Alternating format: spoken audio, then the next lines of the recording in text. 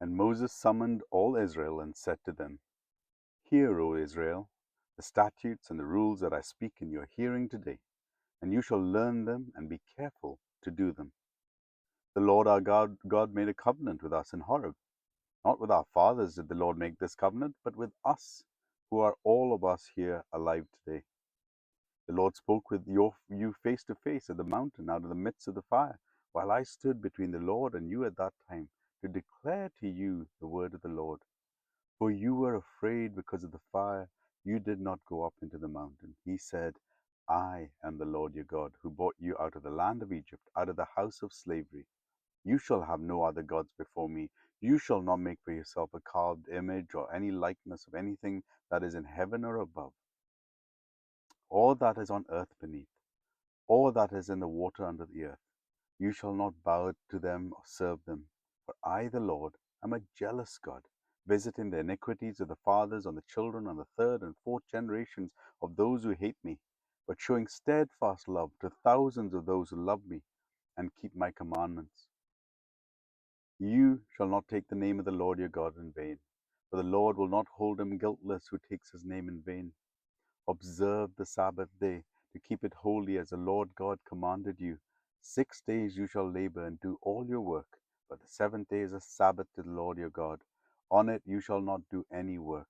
You or your son or your daughter or your male servant or your female servant or your ox or your donkey or any of your livestock or the sojourner who is within your gates, that your male servant and your female servant may rest as well as you. You shall remember that you were slaves in the land of Egypt, and the Lord your God brought you out from there with a mighty hand and an outstretched arm. Therefore the Lord your God commanded you to keep the Sabbath day. Honor your father and your mother, as the Lord your God commanded you, that your days may be long, and that it may go well with you in the land the Lord your God is giving you. You shall not murder. You shall not commit adultery. You shall not steal. You shall not bear false witness against your neighbor. And you shall not covet your neighbor's wife. You shall not desire your neighbor's house, his field, or his male servant, or his female servant, his ox, or his donkey, or anything that is your neighbor's. These words the Lord spoke to all your assembly in the mountain out of the midst of the fire, the cloud, and the thick darkness, with a loud voice, and he added no more. And he wrote them on 2 tablets of stone and gave them to me.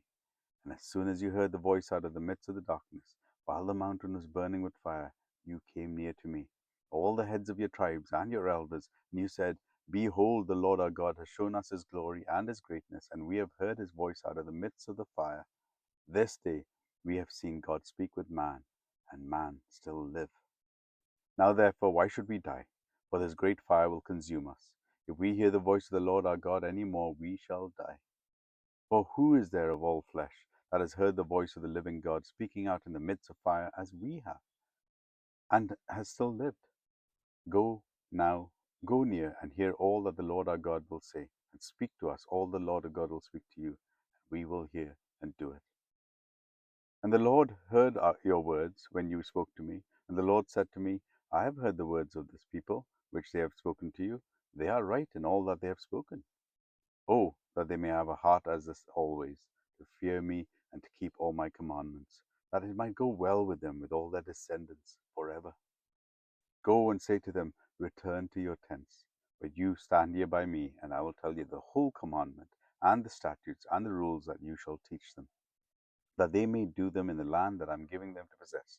You shall be careful, therefore, to do as the Lord your God has commanded you. You shall not turn aside to the right hand or the left. You shall walk in all the way that the Lord your God has commanded you, that you might live, and that it may go well with you, and that you may live long in the land that you shall possess. Deuteronomy chapter 5.